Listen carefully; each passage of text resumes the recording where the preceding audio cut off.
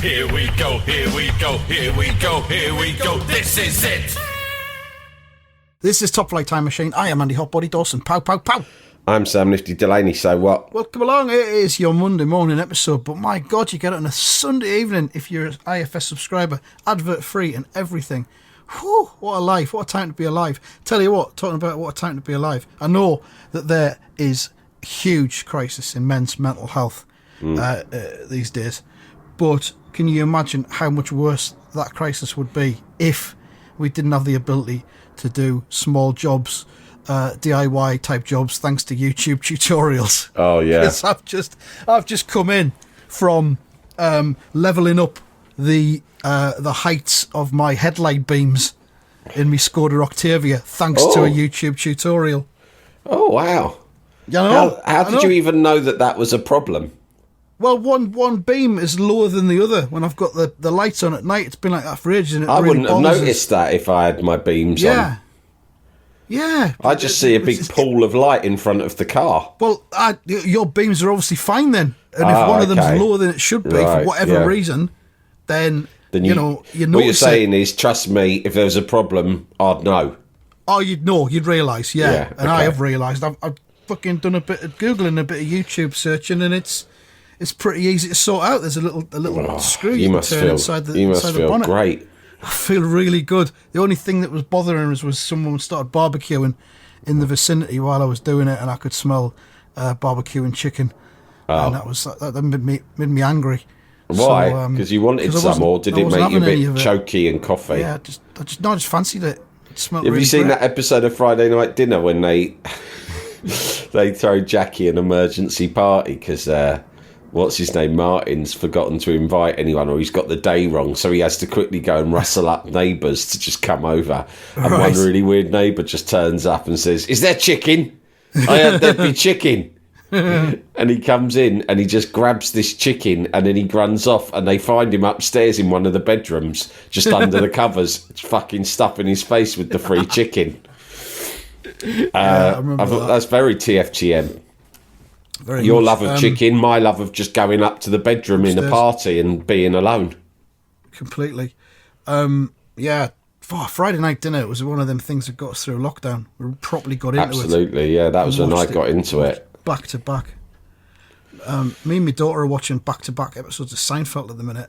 Oh, yeah. But blitzing through that, that's brilliant as well. Oh, yeah, because you watched... Is that as a result of you watched all the Curbs, so now you've got her into Seinfeld? Yeah, and then she started on Seinfeld afterwards. So, I've never got into Seinfeld. That's a treat that I can have for the future, I suppose. Start on Series 3. Yeah? It's Series 1 and 2 are good, but it really kicks in Series 3. Maybe even Series 4. I know I always rail against things like that don't get going in the first series, but that's one of them. I need some TV recommendations because obviously I've still got the vid. I've still got COVID. How are you feeling? I've got worse since I last spoke to you. Oh, worse? So Thursday was when I tested positive. Friday I spoke to you and it was fairly bad. Saturday, it got bad. Shit. Saturday I was just fucked. At one point, put it this way, I thought I wasn't going to be able to watch the Champions League final. But in the end, I managed it. In bed. But I managed it. And today, slight improvement. I mean, I'm here. There was no way I would have been able to walk across the Vita Modular yesterday. That's how bad I was. Now I'm well enough to be talking to you. You sound ill. I'll be honest. You don't sound. I'm snuffly, mate. I didn't know that snuffliness was a symptom of COVID, but it is with this new strain. The new strain's called Flirt. Did you know that? I've been doing a bit of research. Yeah, it's called Flirt, and I wasn't aware of that.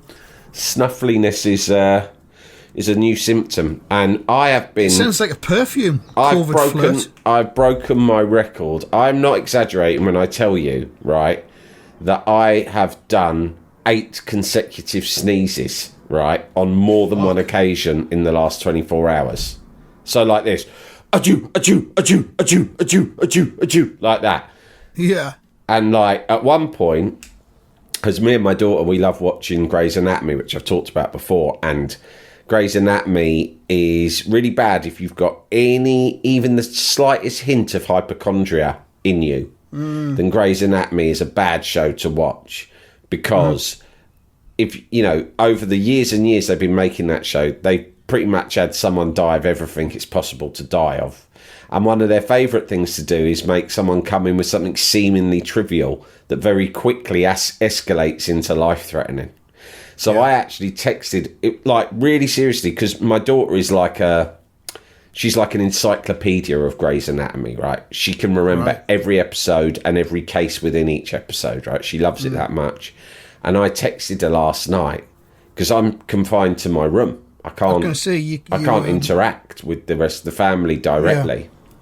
Even coming down here, I have to tell everyone I'm coming through the house. They all have to stand back. I have to put a mask on. Because the thing is, we've got a family wedding next weekend, and I have to be better for that. It's a big family wedding. It's not the sort of one that you think, I can't give a fuck, it's a distant relative. This is my niece's wedding. She's marrying a Geordie, mate. Oh, the Geordie, yeah. I remember this has been a long running. Yeah, it's happening. Bubbled under. It's happening. Podcast for years. That it has, yeah. And we never thought it would happen. Is he tall? I believe he's tall. The tall Geordie, Liam, the tall Geordie. He's like 6'4" or something. It's annoying. But anyway, he's best of luck with him. Yeah. I mean, I wish him all the best. But it's a 3-line whip situation. Of course. This is the daughter of QPR Terrace legend Castellani. I'm pretty sure the Chiswick Soul Patrol are serving as ushers. Wouldn't that be something? Reunion. It's a 3-line fucking whip, right? It's gonna be like Cyril Regis's fucking funeral. That's how good it's gonna be, right? And I think they might have even printed that on the invites. Strong Cyril Regis theme. Cyril Regis's funeral. I'm having a Cyril Regis funeral. I'm having Cyril Regis funeral theme wedding. If I ever get married again, that's what I'm doing. Anyway, I might renew my vows, and just for the sake of doing that. Anyway. Yeah, I've got to fucking get to it. But the other important thing is no one else in the house can be ill for it, right? Of course not, yeah. Like, they will be fuming. Everyone's really looking forward to this. They're going to be fucking fuming at me if I... So I've had to be very careful. I've had to, come through the house very carefully, wearing a mask to the Vita Modular. Anyway, what was I on about when I started saying that? I can't remember now. Being ill. That's how you were feeling. I've just been fucking ill, confined to my room. Oh yeah, I texted my daughter and I said to her, has anyone ever sneezed themselves to death? Right? Because that feels like, if anyone listening who's ever seen Grey's Anatomy will know, that's got a sort of got Grey's Anatomy vibes about it. Thank God she said no. I was thinking of hiccups. There was a character once who hiccuped herself to death. Because I sneezed so much yesterday. I mean, I must have sneezed over 100 times, right, at least, yesterday. And they're very aggressive, like hard. They're not like nice little sneezes. They're like fucking hard sneezes, right? Industrial sneezes, would you call them? Industrial sneezes, yeah. They're sneezes. They're sneezes of... it's a man sneeze. Yeah. Right. A hard man sneezing, I call it. And I thought, I think I might do myself some brain damage here. Because every time I sneeze, my brain's fucking rattling inside my fucking nut. I was going to say, you said you did 8 in a row consecutively. You've lost control of your body at that point. I have. That's what You're no longer in control of yourself. That's what it felt like. I was scared. And as soon as I'd finished that, I texted her and said, is it possible, has anyone sneezed themselves to death on Grey's? And she went, no, you're thinking of hiccups, don't worry about it. You could have shit out a vital organ during that 8 sneeze run. Could have shit out my fucking nose. You couldn't do anything about it. Could have sneezed so hard that the shit come up my body and out my nose. Yeah. Oh, honestly, I felt out of control. I've had a few seizures in my life, and it was felt not dissimilar. Where your body was just doing things and there was no stopping it. Because once you start, you can't stop. So it hasn't been good. But the only good thing was I have binged a series called Keane, which is an Irish crime drama. Yes, I got about 3 episodes into that recently, and then got distracted by something else, as I want to do. But I enjoyed what I'd seen. And it's good, and it gets better. In the first couple of episodes, I thought, because I've seen a lot of these kind of family crime kind of shows over the years. Obviously, The Sopranos being the absolute apex, the daddy. And then various other ones, including another Irish one that's really similar called Love Hate from a few years back, which is absolutely brilliant. And I thought, same old fucking deal. There was too many shots of holdalls with loads of rolls of cash and a handgun, right? Do you know what I mean? Yeah. You know, like there are certain classic sort of shots in these crime things where it's like, there's a lot of those shots, which I think was a Tarantino thing, where it's like someone opens the boot of a car, but the shot is upwards from the boot at the villain. Do you know what I mean? And loads of holdalls were just full of cash and drugs and guns. And I was like, it's a bit cliched, but I stuck with it. But it is a cliche, but I guess that's kind of what happens. Yeah, I guess, yeah. And also, it's like, what are you here for, you cunt? You know? Yeah. But that's what you fucking signed up for. When you saw Irish crime drama, what do you want? So anyway, they're not selling tins of ambrosia cream rice at the back of fucking tanning salons, are they? Anyway, I stuck with it, and I've done, in 48 hours, I've done series 1 and 2, and I was absolutely desolate when I got to the end of series 2, which was this morning. Because obviously, if you're in bed all day, you sleep sporadically. You find yourself in the middle of the night watching an episode of something. Yeah. I finished series 2 this morning, and I've been gutted ever since. Absolutely gutted. So any recommendations of something that I could, because I don't think this COVID's going to clear for at least another couple of days. So anything that I can really fucking binge on, 2 seasons minimum, but hopefully more, so I don't get, because I was pretty upset when I finished Keane. It's not 2 seasons, it's only been going on for about a week so far, but I'd highly recommend Spring Watch on BBC Two. Oh yeah. I can watch back on those, can't I, on iPlayer, yeah. I won't give you any spoilers, but all I'll say are 3 words. Nature is brutal. Is all I'll say. But hang on, they show this quite early in the evening, don't they? 8 PM usually, yeah. And there's some stuff on there that just takes your breath away a little bit. I follow a Twitter account called Nature is Wild, and that is... Oh, yeah. I mean, sometimes I see it and I'm like, I might have to unfollow this, because you see some stuff that is truly horrifying. Yeah.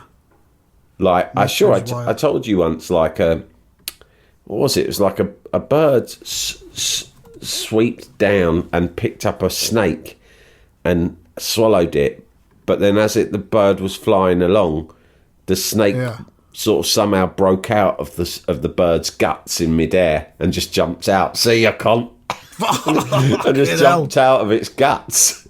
Just fucking burrowed out in midair and just fucking jumped back into the river. Oh, hey, we've got all kinds of species eating all kinds of species going on in Springwatch. Really? But it's the circle of life, as Michaela Strachan said at one point on Friday evening. That's what Michaela says. It's the circle of life. Yeah. And it's not pretty at times, but lots of it is pretty. There's loads of really beautiful stuff going on. And it's spring, it's rejuvenation, it's rebirth. We've got nests of birds, babies, all kinds of stuff going on. It's incredible, but at times... And they show it every night for half an hour, don't they?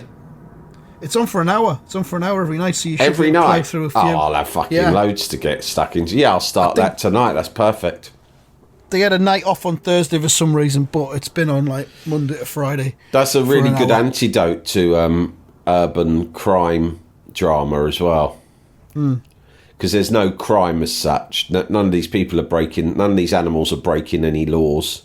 There's some ethics that have been broken. Well, they've got their own ethics, no one's going to prison. The human ethics, maybe, but they're just constructs, aren't they? Those ethics don't apply in the world of nature.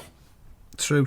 But just getting back to the subject of weddings, because you mentioned that earlier on, I can reveal to you now, Sam, that Rupert Murdoch has been married for the 5th time. I know. I was just reading this earlier. He's 93, for fuck's sake. 93. And he's married...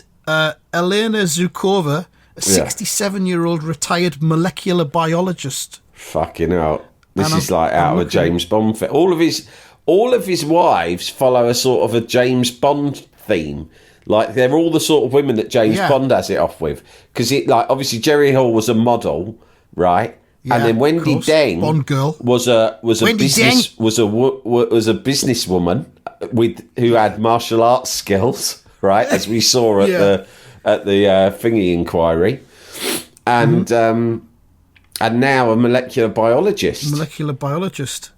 He doesn't just go for the checkout girl up at fucking Tesco's, does he? He split from his second wife, Anna Murdoch Mann. Don't know anything about her. She was a Scottish journalist. Don't know anything about her. His first wife, who was divorced in 1966, who was a former flight attendant. He'd obviously outgrown a former outgrown flight you. attendant. I've just bought The Sun. There's no it's easy a way of British saying newspaper. Patricia, I'm moving to the UK. I'm taking over their paper, The Sun. I'm going to put some tits in it. I've got a plan to make it huge. Do you want to know what that plan is? No, not really. Well, I'm going to tell you anyway. It's tits. Oh, I could have guessed that. No, you couldn't.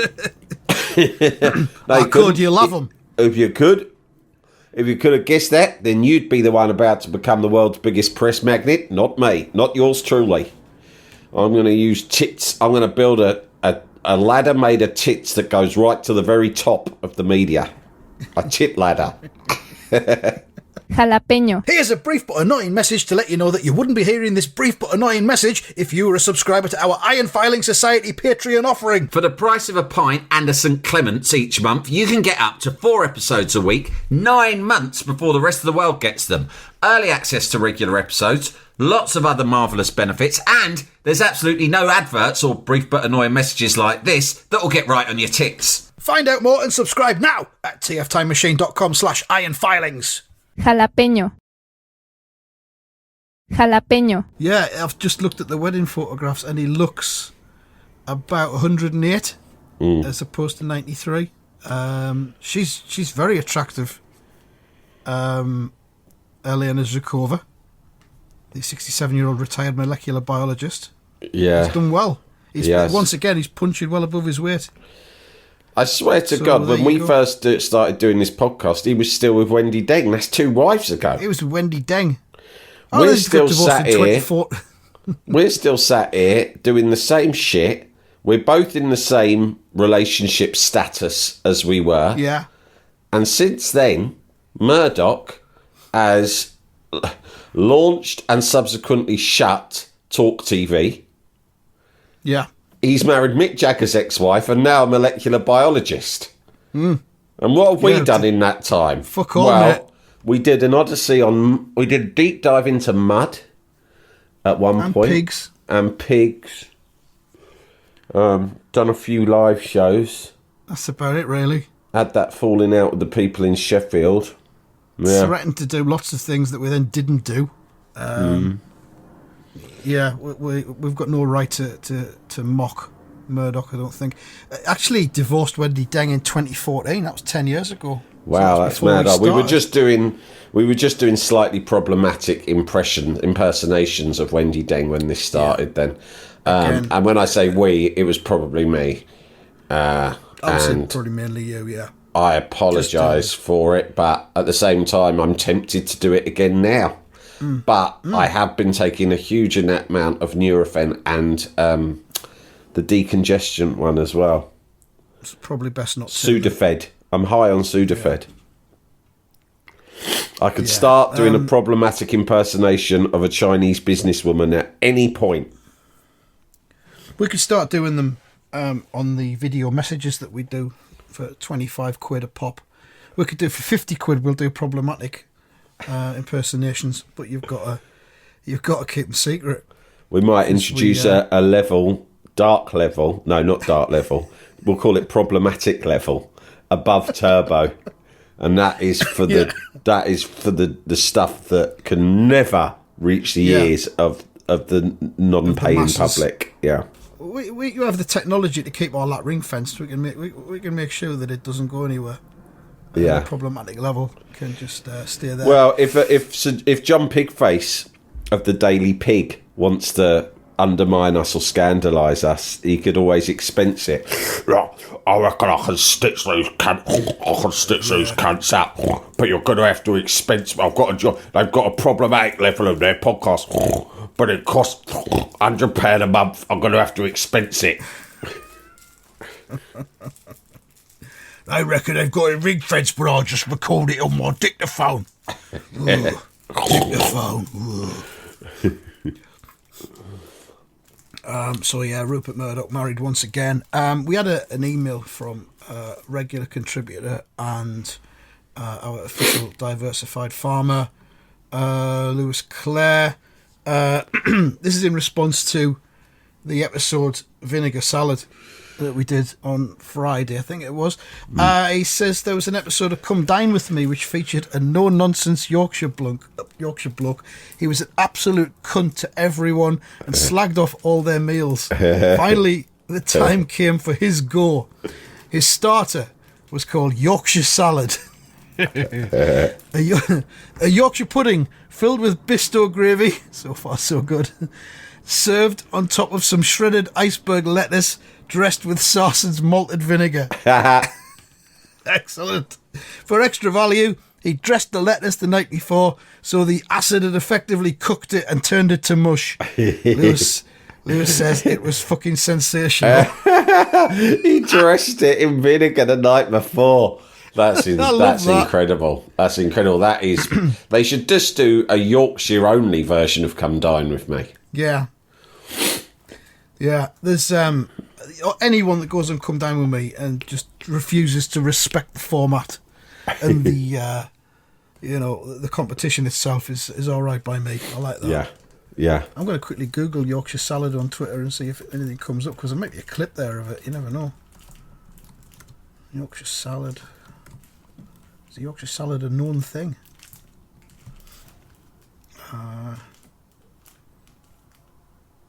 There is a thing called a Yorkshire Salad, but it looks like a... What the fuck? Sliced cucumber, onions, perhaps some kind of gravy. Ugh, I don't want gravy on... served alongside beef. You can't have gravy on cucumbers and onions. So it's a legitimate thing, I think. But there's no Yorkshire puddings that I can see. Yorkshire Salad, lettuce, onion, vinegar, sugar, fresh mint.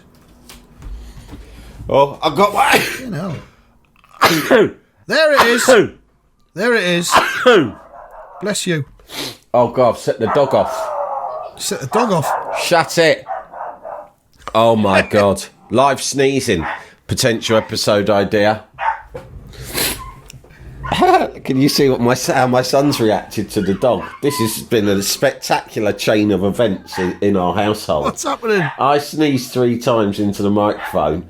The dog went mental, and suddenly my son came out and just grabbed the dog by the collar and dragged her inside. Updates as we get. Oh no, the dog's escaped again. Fucking hell. Oh, the dog was very much not inside. What a life. I can hear. I just sneezed. You never had a human being sneeze before. She thinks it. If I don't he know what gets she in the thinks Vita it is. Modular, he's going to kill you. The dog has been ignoring me since I got ill, and I took offence at that because no other human can come into my pit. So I've been getting very lonely, Andy. And I thought, well, maybe the dog could come in because dogs can't get COVID. And I thought, if the dog comes in, I can give the dog a cuddle, and that will make me feel a bit better. But nothing I did could entice the dog to come in. In fact, every time I even caught its eyes, it walked past the doorway. It would just look away in an awkward way, like, I'll pretend I haven't seen him. And I was like, what the fuck's going on with this dog? Usually this dog's really affectionate. And my wife said, well, dogs can smell illness. They can smell cancer, can't they? Yeah, no. What? The dogs. Oh, right. So I've probably got cancer, and that's why my dog doesn't love me anymore. No, I'm not saying you've got cancer, but they can go as high as cancer. I'm sure they can smell the common cold. Yeah. And whatever it is, COVID. Whether they can smell it, fine, well done, it can smell my illness. But why does that mean that it doesn't want to hang around with me? Don't you think that's a bit judgmental?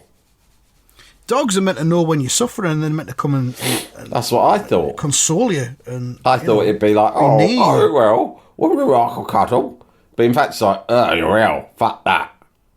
This Thanks dog's for obviously nothing, dog.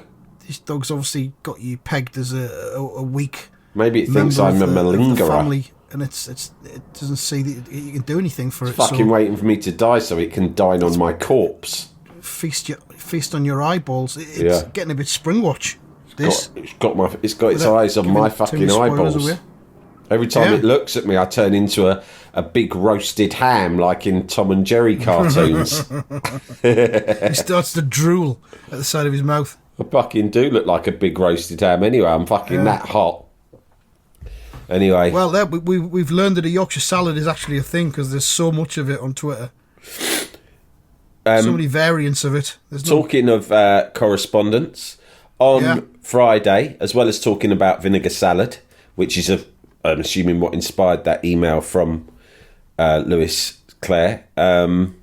We also mentioned the fact that, we were talking about, was it last week? Maybe it wasn't on Friday, but last week we were doing our spreadsheet odyssey, which only Patreon subscribers will know about. Where we go back over a spreadsheet that someone's kindly compiled. Callum has kindly compiled of all of the ideas that we floated and never enacted. And one of them, many years ago, was about, we mentioned the stray man holy trinity. Jesus, Catweasel, and of course the littlest hobo. And and you said, Andy, I believe, if I recall correctly, you said it would be great to have a stained glass window of that. And I said, well, we used to have artists who produced work based on the things we said, but they don't seem to be engaging with us as much as we used to. I wonder if... Yeah, we felt neglected. I wonder if someone has, if we've just, upset them or something. But it was Thomas Bradshaw who did a huge amount of stuff for us back in the day. Yeah. He got in touch. He sent me a DM. He said, this is just for you two, because I do still listen. I haven't fallen out with you guys, because we assumed that he had thought that he'd gone off us. But I've just been super busy. And he has created a stained glass window image of the Holy Trinity of stray men, Jesus Christ, Catweasel, and the littlest hobo. At first, because I've been reading everything through a cloud of Sudafed and COVID, I couldn't understand it, because I was really out of it yesterday when I was all over the place. I just saw it and I was like, what the fuck is this? And I stared at it for ages trying to work out what it was in reference to. Right? Have you got it? I'm going to send it. Have you got it? I think he might have tweeted it to TF Time Machine. Has he? I think so. I'm just looking now. If not, I'm just there it is. Yeah, okay, so you're seeing it now, right? And it's on our... We'll retweet it from Top Flight Time Machine. But my room, I've got the blinds drawn, the lights off. I'm all over the gaff, right? I'm like Martin Sheen at the beginning of fucking Apocalypse Now. And I've looked at this, and I'm staring at it thinking, what in the hell is this? Am I dead? What's going on? Yeah, have I ascended to heaven? Is this I thought, the pearly gates? Who are these cunts? That one looks like Jesus. I wasn't sure which one I could see this bloke who I now know is Catweasel, but I was like, that doesn't look like me or Andy. And then I saw the dog. And I started to remember that story I told the other day about when I saved the dog from the stream the other week. Do you remember? Yeah. And I thought, I thought of that as quite biblical in nature, that story that I told, right? I thought it was like an Old Testament tale of the bald man and the dog. Yeah. And I thought, maybe this is an image of that. It was quite an egocentric thing of me to think. But like I say, I've not been mentally or physically well. Yeah. So I thought, this is like a sort of a biblical incarnation of me saving the dog from the stream. But then I spoke to you about it and you went, no, this is the Holy Trinity of stray men. And now I realise I was just being a mad cunt. But anyway, thank you, Thomas Bradshaw. If you want to look, Thomas Bradshaw is a wonderful artist who has produced many wonderful Top Flight Time Machine related pieces over the years, and you can look him up at Thomas Bradshaw. At Thomas Bradshaw. He also goes by Scribe Yak Tom. Yeah. Wonderful stuff. Just before we go, the Roy Keane trial has been going on over the last few days. I don't know if legally we're allowed to comment too much on it because it's an ongoing court case. You can report on what's been said, though. We can say what's been said, we just can't express opinion. Make any judgment on it. Our favourite bit was that Keane, it was alleged to Keane when he was in the witness box, that you chose to confront Mr. Law, who was the man who has supposedly headbutted the Arsenal Keane. fan. He's the man on trial. Roy Keane isn't on trial. You chose to confront Mr. Law. When you saw him, you said, "Say it to my face, you fat cunt." Yeah. Keane replied, "I said that when I was at work." Disagree. Disagree. Brilliant. Which suggests that Roy Keane would gladly and happily say that to someone On when the not on the streets. clock. Yeah. Once I've clocked off, then anything's possible. So I'm open for business. I'm open for business then. Anything goes. And I'm not going to sit here and deny anything to you if it took place outside of working hours. But in working hours, no, I'm strictly professional. Call somebody a fat cunt while I'm in the pay of Sky Sports? I don't think so. I'm better than that. It's been Brilliant. wonderful. Hopefully the trial will be over soon, then we can do a special review in which we can do an will be analysis of allowed it. to express opinions once good it's all little bits of complete. footage and- Did you what did you make of the Champions League final? Did you watch it? Did you enjoy I went it? to see Girls Aloud instead, so I didn't see any of it. And it was phenomenal. So however good the Champions League final was, it wasn't as good as Girls Aloud at the Newcastle Arena. What was the best bit? I don't want to give any spoilers away because there's people who might be going to see them over the next couple of weeks. Is there a few surprises? Because let's just say it's a very elaborately staged and presented spectacle. What I'm hearing, what that says to me is, at some stage, They don't undress. No. tits. No. No, they don't. okay. They don't. That, no. You've You've got Rupert Murdoch there. Do they a tit ladder? Do they climb up a ladder made of tits just like I did to the summit of global communications? All I'll say is there's not a ladder, but there is some what I would call sky work involved. Oh, well, I heard that my brother and my uncle went to see Peter Kay last year, or maybe earlier this year, at the O2. And I don't know if you've ever seen him, but apparently he flies into the... He does some sky work as well. He arrives in the air. And Yeah. he doesn't just arrive on stage, he spends a large chunk of his show just fucking flying above the the audience, sky. telling jokes. Hey, Fucking that's hell. when you know you've made it. If you could do it, do it. Yeah, exactly. Yeah. Exactly. I tell you what, we'll leave it there. You can go back and recuperate. We'll my see how we pit. get on in terms of episodes at the start of the week. We might be slightly delayed, depending on your medical condition. We'll see how it goes. It might be a one at a time we've, situation, depending on our schedules. As always, we will catch up on whatever we miss, so don't worry about that. Thanks very much for listening, I suppose. And that's that. That's that.